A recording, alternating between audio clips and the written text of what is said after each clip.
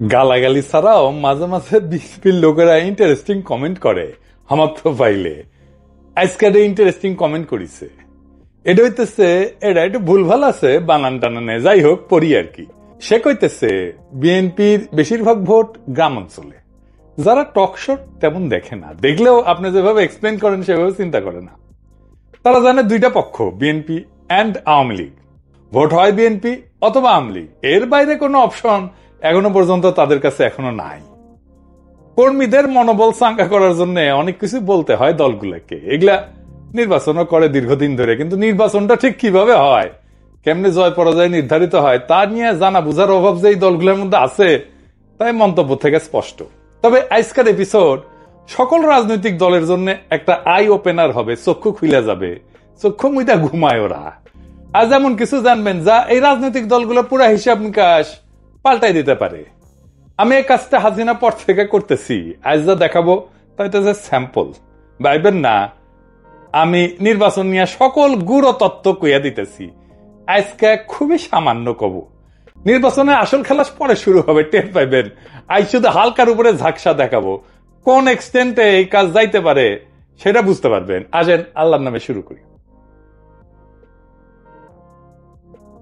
আপনারা জানেন কি যে সিলেট সদরে যেই দল জিতে সে দল সরকার গঠন করে। সবাই কইতো সিলেট এক আসনে জাদুর প্রদীপ আছে, এই জন্য রাজনৈতিক দলগুলো সিলেট এক আসন থেকে নির্বাচনী প্রচার শুরু করে। কথাটা অবশ্য পুরাপুরি সত্য না, কারণ 1986 সালে এইখানে হুমায়ুন রশিদ চৌধুরী জিতেছিল স্বতন্ত্র প্রার্থী হিসাবে। স্বতন্ত্র প্রার্থী তো সরকার গঠন করে না। যাই হোক, তবে বাংলাদেশের মাত্র কয়েকটা আসন, মাত্র কয়েকটা 85টা আসন, এই আসনে আপনি সংখ্যাগরিষ্ঠতা পাইলে আপনি সরকার গঠন করতে পারবেন, গ্যারান্টেড।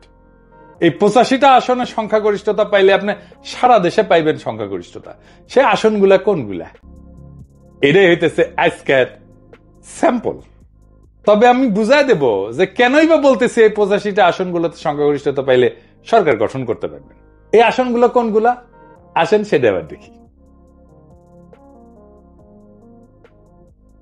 বাংলাদেশের শহর আর নগরের সিটগুলা এই 85টা আসন। তাহলে নগরের সিটগুলা কিভাবে আইডেন্টিফাই করবেন? সিটি কর্পোরেশন আছে যেই সিটে, পৌরসভা আছে যেই সিটে, এছাড়া সংসদীয় আসনগুলোর একটা ছোট অংশ আছে যা মিশ্র প্রকৃতির, যেখানে শহর এবং গ্রাম উভয় এলাকারই ভোটার অন্তর্ভুক্ত থাকে। এদেরও নাগরিক ভোটারদের মতো ক্যারেক্টার থাকে, শহর বা নগরের আসনগুলোর মতো এগুলো আচরণ করে। এই মিশ্র আসনগুলোকে যুক্ত করলে আমরা বাংলাদেশের নগরায়নের একটা পূর্ণ চিত্র কিন্তু পাবো। আমি 3টা ভাগের তালিকাটা উপস্থাপন করতেছি। 1 নাম্বার, এডিটর সাহেব পাশে লিখে দেন, পূর্ণাঙ্গ নগর আসন, যেগুলো মূলত সিটি কর্পোরেশন এলাকা নিয়ে গঠিত। 2 নাম্বার, পৌরসভা কেন্দ্রিক আসন, যেগুলো মূলত জেলা শহরের পৌরসভা নিয়ে গঠিত। 3 নাম্বার, মিশ্র প্রকৃতির আসন, যেখানে উল্লেখযোগ্য শহর বা পৌর এলাকা থাকলেও একটা বড় অংশ গ্রাম নিয়ে গঠিত। তাইলে আমরা আসনগুলো এবার একটু বুঝে দেখি কোনটা কোনটা। 1 নাম্বার, পূর্ণাঙ্গ নগর আসন, যেগুলো সিটি কর্পোরেশন ভিত্তিক। এই আসনগুলো প্রায় সম্পূর্ণভাবে সিটি কর্পোরেশন এলাকার মধ্যে অবস্থিত।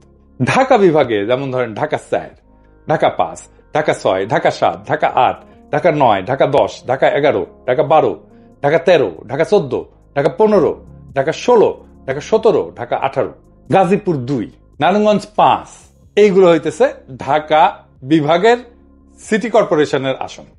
চট্টগ্রাম বিভাগ, চট্টগ্রাম 9, চট্টগ্রাম 10 এবং চট্টগ্রাম 11।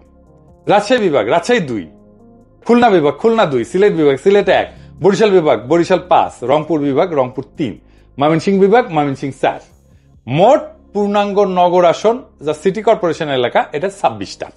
এরপরে আসেন পৌরসভা কেন্দ্রিক আসন, এটা মূলত জেলা শহর ভিত্তিক। এই আসনগুলোর কেন্দ্রবিন্দু হইলে সংশ্লিষ্ট জেলা শহরের পৌরসভা। ঢাকা বিভাগে যেমন নরসিংদী 1, টাঙ্গাইল 5, কিশোরগঞ্জ 1, মানিকগঞ্জ 3, মুন্সিগঞ্জ 3, রাজবাড়ী 1, মাদারীপুর 2, শরীয়তপুর 1, ফরিদপুর 3।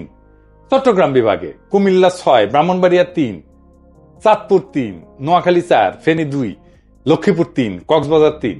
রাজশাহী বিভাগ বগুড়া 6, পাবনা 5, সিরাজগঞ্জ 2, নওগাঁ 5, নাটোর 2, চাঁপাইনবাবগঞ্জ 3, জয়পুরহাট 1। খুলনা বিভাগ যশোর 3, সাতক্ষীরা 2, বাগেরহাট 2, কুষ্টিয়া 3, ঝিনাইদহ 2, চুয়াডাঙ্গা 1, মেহেরপুর 1, নড়াইল 1, মাগুরা 1। সিলেট বিভাগ সুনামগঞ্জ 3, মৌলভীবাজার 3, হবিগঞ্জ 3। বরিশাল বিভাগ পটুয়াখালী 1, ভোলা 1, পিরোজপুর 1, ঝালকাঠি 2, বরগুনা 1। রংপুর বিভাগ দিনাজপুর 3, গাইবান্ধা 2, কুড়িগ্রাম 1, নীলফামারী 2, লালমনিরহাট 3, পঞ্চগড় 1, ঠাকুরগাঁ 1। ময়মনসিংহ বিভাগ জামালপুর 5, শেরপুর 1, নেত্রকোনা 2। মোট পৌরসভা কেন্দ্রিক আসন 50টা। মিশ্র প্রকৃতির আসন এটা খুব বেশি না, শহর এবং গ্রামের সমন্বয়। এই আসনগুলোতে গুরুত্বপূর্ণ পৌরসভা বা শহর এলাকা থাকলেও একটা বড় অংশ থাকে গ্রামীণ এলাকা নিয়ে গঠিত। ঢাকা বিভাগে যেমন ধরেন গাজীপুর 1 যেটা, এটা কালিয়াকৈর পৌরসভা এবং গ্রামীণ এলাকা নিয়ে গঠিত। গাজীপুর 3, এটা শ্রীপুর পৌরসভা এবং গ্রামীণ এলাকা নিয়ে গঠিত। নরসিংদী 2 আসনটা পলাশ পৌরসভা এবং গ্রামীণ এলাকা নিয়ে গঠিত। নারায়ণগঞ্জ 4 আসনটা সিদ্ধিরগঞ্জ এবং ফতুল্লা নিয়ে গঠিত। চট্টগ্রাম বিভাগে চট্টগ্রাম 8, এটা বোয়ালখালী পৌরসভা এবং সিটি কর্পোরেশনের আংশিক নিয়ে গঠিত। রাঙামাটি, খাগড়াছড়ি আর বান্দরবান এই 3টা পার্বত্য জেলার আসনগুলা সদর পৌরসভা থাকলেও এলাকা গ্রামীণ এবং পাহাড়ি। খুলনা বিভাগে খুলনা 3, এটা খালিশপুর শিল্পাঞ্চল এবং দিঘালিয়া উপজেলার অংশ নিয়ে গঠিত। মোট মিশ্র প্রকৃতির আসন হইতেছে 9টা। সব মিলায় নগর, পৌর এবং মিশ্র আসন মিলায় মোট আসন 85টা। তো আসেন এগুলো দেখি, এই আসনগুলোর নির্বাচনের ফলাফল কি ছিল আর এই ফলাফলটা সরকার গঠনে ভূমিকা রাখছিল কিনা। এইটা বাংলাদেশের রাজনৈতিক ইতিহাস বিশ্লেষণের জন্য গুরুত্বপূর্ণ। এই বিশ্লেষণটা বাংলাদেশের রাজনৈতিক গতি প্রকৃতি বোঝার জন্য খুবই গুরুত্বপূর্ণ। নগর বা নাগরিক ভোটের প্রবণতা আসলেই সরকার গঠনে মূল ভূমিকা রাখে কিনা তা আমরা 1991 থেকে 2008 সালের নির্বাচনের ফলাফল বিশ্লেষণ করে দেখব এবং নগর কেন্দ্রিক আসনগুলোর ফলাফল বিশ্লেষণ করে একটা চূড়ান্ত সিদ্ধান্তে আসব। প্রথমে আসেন 1991 সাল, পঞ্চম সংসদ নির্বাচন। 1991 সালের নির্বাচনে বিএনপি একটা বিস্ময়কর জয় পেয়ে সরকার গঠন করে। যদিও তারা একক সংখ্যাগরিষ্ঠতা পায়নি, কিন্তু জামাত ইসলামী সমর্থনে সরকার গঠন করতে সমর্থ হয়। বিএনপি এই যে 85টা আসন, এই আসনগুলোর মধ্যে প্রায় 45 থেকে 50টা আসনে জয়লাভ করে। বিশেষ করে ঢাকা এবং চট্টগ্রামের আসনগুলোতে তারা ভালো ফলাফল করে। আওয়ামী লীগ প্রায় 30 থেকে 35টা আসনে জয়ী হয়। সারা দেশের ফলাফল বিএনপি 140টা আসন, আওয়ামী লীগ 88টা আসন। তার মানে 1991 সালে দেখা যাচ্ছে যে দল নগর এবং পৌরসভা কেন্দ্রিক আসনে আগাইছিল বিএনপি, তারাই সরকার গঠন করছে। এরপরে আসেন 1996 সালের নির্বাচন। এই নির্বাচনে আওয়ামী লীগ দীর্ঘ 21 বছর পর ক্ষমতায় ফিরে আসে। এটা ছিল একটা অত্যন্ত প্রতিদ্বন্দ্বিতাপূর্ণ নির্বাচন। এই নির্বাচনের আগে একটা মেলা গ্যাঞ্জাম হয়েছিল, না জেনারেল নাসিম কু করতে চাইছিল। যাই হোক, ওই প্রসঙ্গে আর না আসি। তো আওয়ামী লীগ এই আসনগুলোর মধ্যে প্রায় 50 থেকে 55টা আসনে জয়লাভ করে। এই নগরের আসনগুলোতে ঢাকা মহানগর সহ অনেক জেলা শহরে আওয়ামী লীগ ভালো ফল করে। বিএনপি প্রায় 25 থেকে 30টা আসনে জয়লাভ করে। সারা দেশের ফলাফল হইতেছে আওয়ামী লীগ 146টা আসন, বিএনপি 116টা আসন পায়। 1996 সালেও একই প্রবণতা দেখা যায়। যেই দল নগর পৌরসভা কেন্দ্রিক আসনে সুস্পষ্টভাবে আগাইছিল যেমন আওয়ামী লীগ, তারাই সরকার গঠন করতে সক্ষম হয়। এবার আসেন 2001 থেকে 2008 সালের নির্বাচনের ফলাফল দেখি। 2001-এর 8ম জাতীয় সংসদ নির্বাচন, বিএনপি জামাত জোট 85টার মধ্যে 73টা আসন পায়। 2008-এর 9ম জাতীয় সংসদ নির্বাচনে আওয়ামী লীগ মহাজোট 85টার মধ্যে 77টা আসন পায়। 2001-এর 8ম জাতীয় সংসদ নির্বাচনে বিএনপি জামাত নেতৃত্বাধীন 4 দলীয় জোট ভূমিধ্বস জয় পায়। নগর পৌরসভা কেন্দ্রিক আসনগুলোতে তাদের ব্যাপক আধিপত্য দেখা যায়। এই যে পূর্ণাঙ্গ নগর আসন, সিটি কর্পোরেশন 26টার মধ্যে বিএনপি জামাত পায় 24টা আসন। বিশেষ করে ঢাকা, চট্টগ্রাম, রাজশাহী, খুলনা মহানগরে প্রায় সব কয়টা আসনই তারা পায়। আওয়ামী লীগ মাত্র কয়েকটা আসনে জয় হইতে পারে। পৌরসভা কেন্দ্রিক আসনগুলো 50টার মধ্যে বিএনপি জামাত প্রায় 42টা আসন পায়। দেশে প্রায় সকল জেলা শহরের আসনে তাদের প্রার্থীরা জয়লাভ করে। আওয়ামী লীগ প্রায় 8টা আসনে জয় হয়। মিশ্র প্রকৃতির আসন 9টার মধ্যে বিএনপি জামাত জোট পায় 7টা আসন আর আওয়ামী লীগ প্রায় মাত্র 2টা। তার মানে নগর, আধানগর এলাকার ভোটাররা মূলত জামাত বিএনপি জোটকেই সমর্থন দিয়েছিল 2001 সালের নির্বাচনে। এটা ছিল আওয়ামী লীগের জন্য একটা বড় বিপর্যয়। 2008 সালের নির্বাচন, 9ম জাতীয় সংসদ নির্বাচন। আমরা জানি এই নির্বাচনে আওয়ামী লীগ নেতৃত্বাধীন মহাজোট বিপুল সংখ্যাগরিষ্ঠতা অর্জন করে, যা 2001 সালের ফলাফলের সম্পূর্ণ বিপরীত চিত্র। পূর্ণাঙ্গ নগর আসন, সিটি কর্পোরেশন আসনে 26টার মধ্যে আওয়ামী লীগ সব কয়টা আসনে জয়লাভ করে, সব, একটাও বাদ ছিল না। ঢাকা, চট্টগ্রাম সহ সকল সিটি কর্পোরেশন আসলে মহাজোটের প্রার্থীরা বিপুল ভোটে জয়ী হয়। বিএনপি জামাত জোট কোনো আসনই পায়নি। পৌরসভা কেন্দ্রিক আসন 50টার মধ্যে আওয়ামী লীগ মহাজোট 45টা আসনে জয়ী হয়। বিএনপি জামাত মাত্র 5টা আসনের মতো পায়। মিশ্র প্রকৃতির আসন 9টার মধ্যে আওয়ামী লীগ 6টা আসন পায় আর বিএনপি জামাত পায় 3টা আসন। এই নির্বাচনে নগর পৌর এলাকার ভোটাররা পুরোপুরি আওয়ামী লীগ নেতৃত্বাধীন মহাজোটের দিকে ঝুঁকে পড়ে। বিএনপি জামাত জোটের ভরাডুবি হয়, বিশেষ করে শহরাঞ্চলে তারা প্রায় নিশ্চিহ্ন হয়ে যায়। এই তথ্য থেকে স্পষ্ট যে বাংলাদেশের নগর এবং পৌরসভা কেন্দ্রিক আসনগুলোর ভোটাররা নির্দিষ্ট কোনো দলের স্থায়ী সমর্থক না, এবং জাতীয় রাজনৈতিক প্রেক্ষাপট অনুযায়ী তাদের ভোটের ধারা পরিবর্তিত হয়। তো এই 4টা নির্বাচনের আলোকে ফলাফল বিশ্লেষণ করলে একটা সুস্পষ্ট প্যাটার্ন বা ধারা লক্ষ্য করা যায়। এটির শেষে পাশে একটা টেবিল করে নির্বাচনের বছর, নগর আসনে বিজয়ী সরকার গঠনকারী দল এবং নগর আসনের ভূমিকা। 1991 নগর আসনে বিজয়ী বিএনপি, সরকার গঠনকারী দল বিএনপি। নগর আসনের ভূমিকা কি? নির্ণায়ক ভূমিকা। 1996 নগর আসনে বিজয়ী আওয়ামী লীগ, সরকার গঠন আওয়ামী লীগ, নগর আসনগুলোর ভূমিকা নির্ণায়ক। 2001 নগর আসনে বিজয়ী বিএনপি জামাত, সরকার গঠন করে বিএনপি জামাত, নগর আসনের ভূমিকা নির্ণায়ক। 2008 নগর আসনে বিজয়ী আওয়ামী লীগ, সরকার গঠন করে আওয়ামী লীগ মহাজোট, এবং নগরের আসনগুলোর ভূমিকা নির্ণায়ক। এই 4টা অবাধ এবং প্রতিদ্বন্দ্বিতাপূর্ণ নির্বাচনের ফলাফল বিশ্লেষণ করে এটা সুস্পষ্টভাবে প্রতীয়মান হয় যে দল বা জোট বাংলাদেশের নগর বা পৌরসভা কেন্দ্রিক আসনগুলোতে আগায় থাকে তারাই সরকার গঠন করে। এরাই মূলত সুইং ভোটার। এই আসনগুলো কোনো দলের একচেটিয়া না।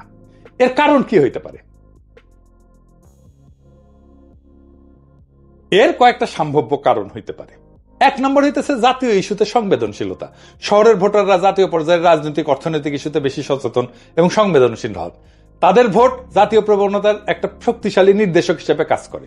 2 নম্বর মিডিয়ার প্রভাব। গণমাধ্যম, সামাজিক যোগাযোগ মাধ্যমের প্রভাব শহরাঞ্চলে বেশি, যা জনমত গঠনে গুরুত্বপূর্ণ ভূমিকা রাখে।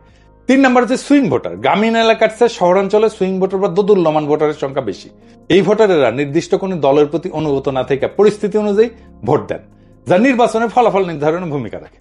আরেকটা বিষয় হইতেছে যে এই শহরে যারা থাকে তাদের সাথে গ্রামের একটা যোগাযোগ থাকে। তারা গ্রামে যায়, আসে। গ্রামের ছাত্ররা শহরে আসে, পড়াশোনা করে, তারা গ্রামে যায়, তাদের মতামত রাখে। এইভাবেই গ্রামের উপরে শহরের একটা ভূমিকা পড়ে। আরেকটা কারণ হচ্ছে গ্রামীণ ভোটাররা স্থায়ী, কিন্তু নগরের ভোটাররা স্থায়ী না। তাই নগরের ডেমোগ্রাফি প্রতিনিয়ত পরিবর্তিত হয়। যে আসনগুলোতে জিতলে সরকার গঠন সুনিশ্চিত তাকে বলা হয় বেলওয়েদার আসন। সুতরাং নগর পৌরসভা কেন্দ্রিক আসনগুলোতে বাংলাদেশের নির্বাচনের বেলওয়েদার বা নির্ধারক হিসেবে বিবেচনা করা যেতে পারে। তার উপরে আরো কিছু ইস্যু যুক্ত হয়েছে, যেমন ধরেন জেনজি ভোটার হয়েছে এইবার। হাসিনা আমাদের ভোট দিতে দেয় নাই, তাই এবারে ভোটে কোন রাজনৈতিক দল ন্যূনতম মাত্রায় কারচুপি বা ভোট কেন্দ্র দখল করতে পারবে না। Full stop. ভারত ইস্যুতে রাজনৈতিক দলের অবস্থান ভোটের ক্ষেত্রে ভূমিকা রাখবে। এই নির্বাচনে সোশ্যাল মিডিয়া বিরাট ভূমিকা পালন করবে, যাকে বিএনপি শুরুতেই শত্রু বানায় ফেলছে। আর এই নির্বাচনে প্রখর মেধার অল্প কিছু রাজনৈতিক মানুষ যদি নির্বাচনে কোনো দল বা জোটকে বিজয়ী দেখতে চায় আর সেইভাবে তাদের সাহায্য করে বয়ান তৈরি করে দিতে, তাহলে সেই দল বা জোট জিতবে। লিখে রাখতে পারেন, এবারের নির্বাচন ক্ষমতার না, নিয়তির লড়াই। এইবার খেলা শুধু গণনায় হবে না, হবে বুদ্ধি, কৌশল আর সাহসের খেলায়। বিএনপি যদি ভাবে গ্রামেই তাদের ভোট আর সেই ভোট দিয়ে সরকার গঠন হবে, তাহলে তারা ভুল করতেছে। আর যারা শহরের কিছু বক্তৃতার ফেসবুক লাইভ দিয়ে জিতবে বলে মনে করতেছে, তারা বোকা স্বর্গে বাস করতেছে। জয় হবে তাদের যারা অন্তঃশ্বাস শূন্য দলান্ধতা ভাঙ্গা একটা বড় রাজনৈতিক ফ্রন্ট তৈরি করতে পারবে, যারা বুঝবে এবার শুধু পুরনো রাজনৈতিক শক্তি ভারতের সম্প্রসারণবাদের দেশীয় লাইসপেন্সারদের হারালেই হবে না, মানুষকেও জয় করতে হবে। হয়তো এখনো বিএনপি সংখ্যায় খানিকটা আগায়, কিন্তু এই সংখ্যা কিছুই না যদি চিন্তা না থাকে, যদি বয়ান না থাকে, যদি মেধার নেতৃত্ব না থাকে। এই লড়াই শুধু পোস্টার আর মিছিলের না, এই লড়াই বয়ানের, আদর্শের, প্ল্যানের, দখলের। আর যারা শহরের ভোটারদের সোশ্যাল মিডিয়াকে শত্রু মনে করে, তারা বুঝে না নতুন ভোটারদের যুদ্ধ এখন ফোনের স্ক্রিনে শুরু হয় আর মাঠে গিয়ে শেষ হয়। কিন্তু এখনো সময় আছে। যারা পুরনো ব্যবস্থার পতন চায়, নতুন রাষ্ট্র করতে চায়, যারা সত্যিই জিততে চায়, তাদের দলের বাইরের দেশপ্রেমিক শক্তিগুলোকে সাথে নিতে হবে। একটা ঐক্যবদ্ধ ফ্রন্ট গঠন করে মেধার শানিত অস্ত্র নিয়ে মাঠে নামতে হবে।